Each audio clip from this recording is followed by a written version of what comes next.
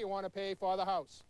Does anybody want to buy the house? Give me a number now. From Massachusetts Do I hear any other bids? to Arizona. Once, going twice, sold. $157,500. Will you bet him on the bottom of the 157? The chant of the auctioneer is becoming a familiar sound in the land. Last call, 157.5. Sold $220,000. People lived in these houses going under the hammer. Foreclosure. Owners who couldn't keep up payments. John Erickson counsels those losing their homes. Currently, with approximately 1,400 homes a month, these are residential homes going into foreclosure, you're averaging approximately 45 homes a day being foreclosed on in Arizona. What's happening here in Arizona is happening in other parts of the country. With the end of good times in the economy, companies laid off workers, homeowners couldn't keep up with their payments, and foreclosures began to soar. Since 1980, foreclosure rates have climbed dramatically. In the last few years alone, states like Connecticut, Massachusetts, and New Jersey have seen foreclosure rates double. In Arizona, rates have tripled. In Alaska, 1 in 10 home loans is in foreclosure. Until it's 3 months delinquent, they cannot even begin to think about foreclosure. People seek help at credit counseling agencies like this. Their phones are swamped with calls. I'm sure we can straighten it out, though. We'll try to get you into a situation where we have enough money to meet your obligations and put food on your table. How's that? Those losing their homes are people like Doug and Betty Smith. Doug's income fell in Arizona's slowing economy. Betty was pregnant and couldn't work for a few months. Without 2 incomes, they fell behind in their payments, and the mortgage company took over the house. You never think it's going to happen to you, you know? You never think that those things are going to happen, and it did. Well, you're panic-stricken. You know, you have no choice but to leave your house. You are leaving. You're getting out, and you're devastated. You know. The heady housing prices of the 1980s have turned into a hangover for owners in the 1990s. A slumping real estate market has left some owners with mortgages greater than the value of their house. Not only that, paychecks have not kept pace with skyrocketing real estate values. In 1963, it took 36 hours of work to meet a mortgage payment. Today, it takes 101 hours, nearly triple.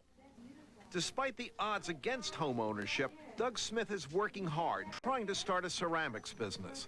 He's determined to succeed because he has a dream, what they used to call the American dream, to own his own home. Ray Brady, CBS News, Phoenix.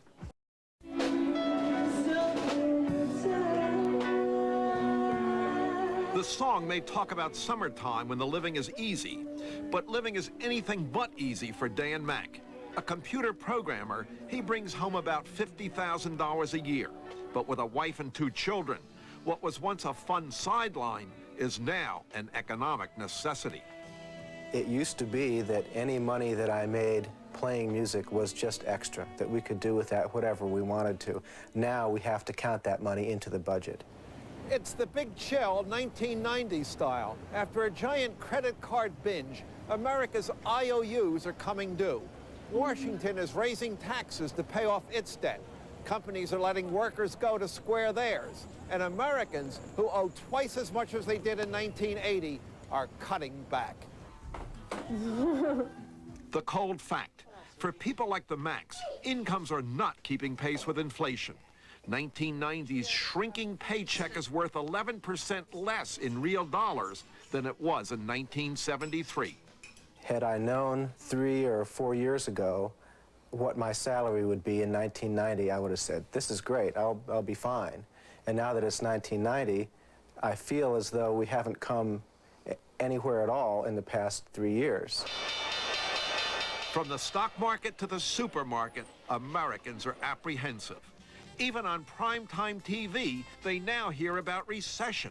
You said it wouldn't be a problem placing me. I was wrong. The recession has everyone scared. In an age of scrimp and save, price is king. This restaurant cut its prices in half.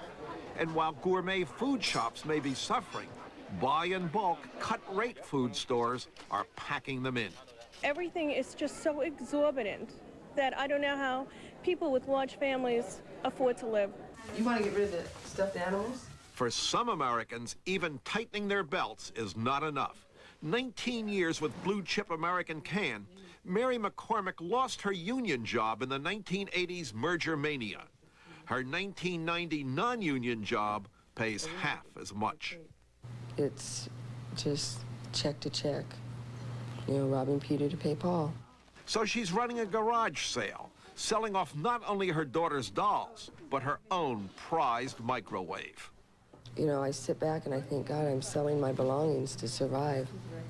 You know, I've had my wedding rings appraised, so I could possibly sell those. It's scary. In the recession jitters of 1990, Americans are beginning to realize that times are changing and that their lives and those of their children may be a lot different than they were in the go-go 1980s. Ray Brady, CBS News, New York.